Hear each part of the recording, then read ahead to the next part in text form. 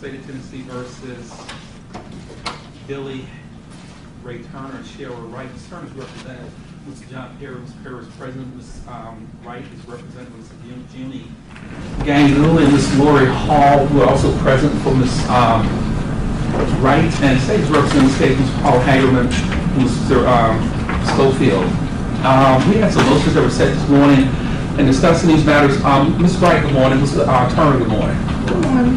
Discussing these matters with the lawyers have indicated the motion to change the venue that has been filed in this case is in fact been withdrawn, and the lawyers are now not asking for a change of venue on this case. Is that correct, Mr. Perry? That's correct, yeah. Is that correct, Mr. Gangul and Ms. Wright? I'm sorry, Mr. Paul.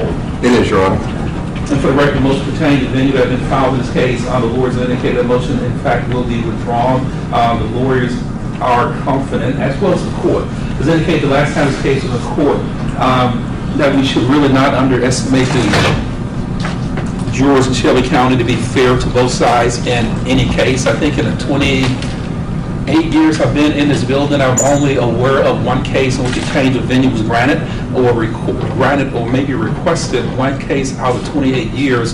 And we tried some very high profile cases in this court in the last 6 months in which a change of venue was not granted.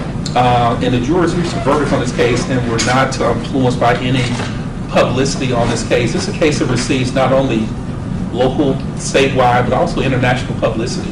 Every time this case is set, we have media here from New York to California and out of the country. And I don't know where this case could be tried that people would not have some information about this case. I will control anything that could be prejudicial, anything that could be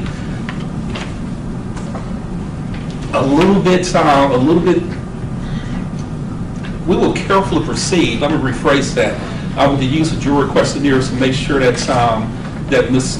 Wright, Mr. Turner, and State of Tennessee can all get a fair trial in this case. We'll use some extended juror questionnaires that I will put together, submitted to the lawyers. Ms. Gangul submitted a possible juror questionnaire that I have looked at.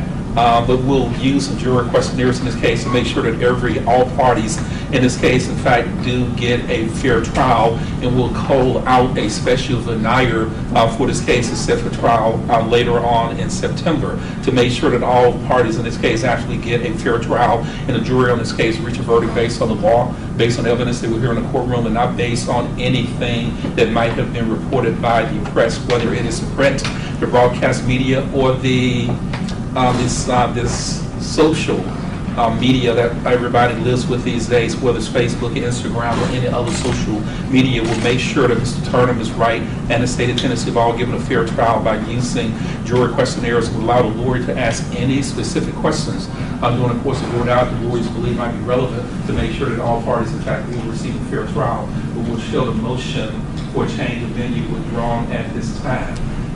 And discussing this matter with the lawyers, there's a motion that has also been filed regarding some tape recordings. Is that correct, Mr. Gangul and Mr. Perry?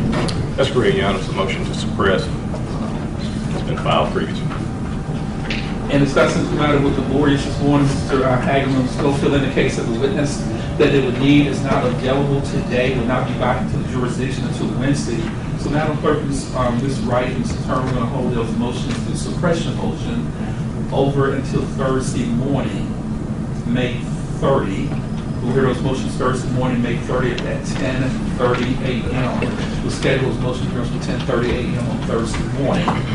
Anything else we need to address before we adjourn on this case today? No, thank you, Judge. Ms. Perry? No, in this case, Your Honor, I do have a question regarding the jury questionnaires that will be submitted. I would like on June 17th, we have a trial on the gun possession charge. I would ask that there be special, questions that the court would submit regarding the publicity be made available if I can prior to that. Was not planning on using one for the June 17 trial, Mr. Perry, but if you want, I will submit those to you as the jury commissioner. The gun charge is something that hopefully will not generate a lot of publicity. I think the press and the media are more interested in the first degree murder case rather than the gun charge. And I'm trying, because of the timing of it, I don't want to unnecessarily draw a lot of attention to that case when you have another trial coming up in September. But I will, in fact, draft some questionnaires. We always use questionnaires in this court on every case that we try, and I always make that available to lawyers. I would not be the 30 or 32 pages that I would use on the homicide case, but we'll always use a form of jury questionnaires in every case that we try in this courtroom. But we'll submit those to the jury commissioners, and on the gun charge, I don't think that's going to generate a lot of interest. I could be wrong, but you never know. But we'll use some questionnaires in that case also. Yes, sir. Anything else, Mr. Billy?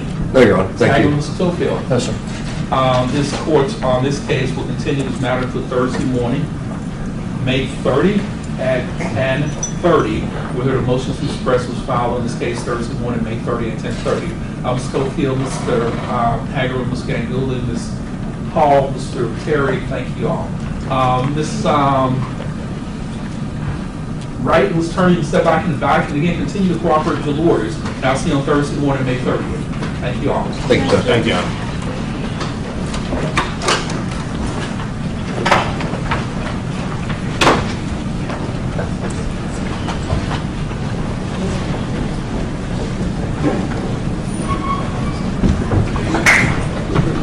It's been called for recess and work remain seated. Court stands in recess.